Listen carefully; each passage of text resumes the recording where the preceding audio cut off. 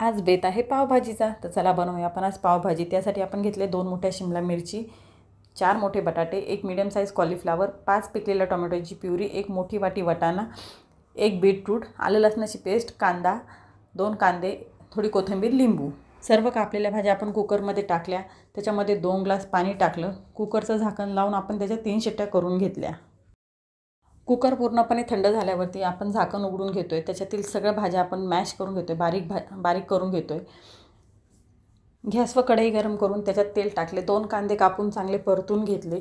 मग त्याच्यामध्ये आपण मिरची पावडर, मसाला, काश्मीरी मिरची पावडर, पावभाजी मसाला, धने पावडर, हळद हे सगळं मिश्रण टाकून चांगलं हलवून घेतलं। त्यात आलं लसणाची पेस्ट टाकली, थोडी टोमॅटोची प्युरी टाकली, सगळं मिश्रण चांगलं हलवून घ्यायचं।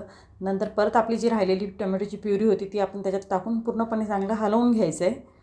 पावभाजी चवदार होण्यासाठी ही सगळ्यात महत्त्वाची प्रोसेस आहे। याच्यामध्ये आपल्याला टोमॅटो पूर्णपणे शिजवून द्यायचं आहे, त्याच्यात तेलाचा जोपर्यंत वरती लेअर येत नाही तोपर्यंत आपल्याला हे मिश्रण चांगलं शिजवून घ्यायचं आहे। याच्यातलं पूर्ण पाणी संपून गेलं म्हणजे याच्यामध्ये आलं लसूण टोमॅटो पूर्ण एकजीव होऊन जातं।